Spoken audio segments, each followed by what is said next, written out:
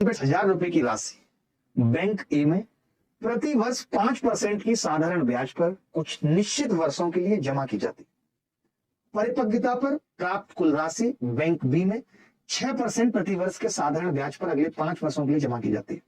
यदि बैंक ए और bank B से प्राप्त ब्याज का अनुपात 10:13 है तो बैंक ए में निवेश की गई अवधि वर्षों में क्या? बड़ा ही प्यारा सवाल है। मतलब मुझे ये सवाल बड़ा नौटंकी सा लगा कि ऐसा मान लीजिए सवाल पेपर में आ गया तो क्या अप्रोच रखेगा बच्चा। मैंने भी आज पहली बार देखा इस सवाल को, तो मेरे भी दिमाग में कुछ ऐसा नहीं आया कि कोई बहुत तगड़ी सी ट्रिक लगा देंगे हमें सवाल में और उत्तर आ जाएगा। ऐसा बिल्कुल नहीं, ऐसा कोई ट्रिक वाला सिस्टम तो नहीं है। आप देखते हैं कैसा कौन करेगा। मैं बताता हूँ, अभी तो एक थोड़ा मैंने एनईएस मान लिया से, टाइम मुझे पता नहीं है, मैंने एनईएस मान लिया, पता नहीं तो एनईएस।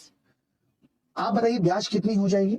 आप कहेंगे कि जी 5n सिंपल पीआरटी भी करोगे तो 500n ब्याज हो गई। अगर इंटरेस्ट की बात करें तो 500n इंटरेस्ट, ठीक है। अब ये कह रहा है कि इस पूरे पैसे पर मैं इसको पूरा पैसा बना लेता हूं। तो आपने कहा हाँ जी पूरा पैसा बना लीजिए, 10,000 रुपए भी, और इस पे जो ब्याज चलेगी वो 6% से चलेगी और 5 साल का टाइम है, यानी 30% से इस पे ब्याज चलेगी भाई, इसमें कोई दो राय तो नहीं, 30% से ब्याज चलेगी।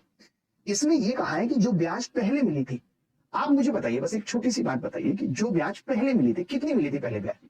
आप कहेंगे जी 500n मिली थी पहले ब्याज। मैंने कहा आप कितनी मिल रही है ब्याज? तो आपने कहा जी 10,000 का 30% तो 3,000 होगा, 3,000 प्लस 500 का 30% निकालूंगा तो 150n होगा।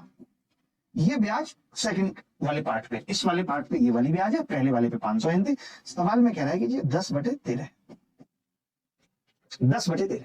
अच्छा आप मुझे बताओ, इस 10/13 को मैं ऐसे नहीं लिखता, इतना मैं लिखता ही नहीं, सुनना मेरी बात को। तो मैं ये भी तो कह सकता था कि अब 10 की जगह अगर 500n थी तो इस 13 की जगह 650n आना चाहिए था, आना चाहिए था 650n। 650n आने का मतलब है 150n तो ये आ रहा है, ये चीज 500n ही आनी चाहिए थी। और 500n अगर 3,000 होता तो n 6 होता। यानी अगर आप कम से कम कैलकुलेशन में भी सवाल को करना चाहते हैं तो इस तरीके से कर सकते थे। अगर पहली बार कोई भी सवाल को करेगा तो इतना वक्त लगाएगा, इतना वक्त उसको लगेगा।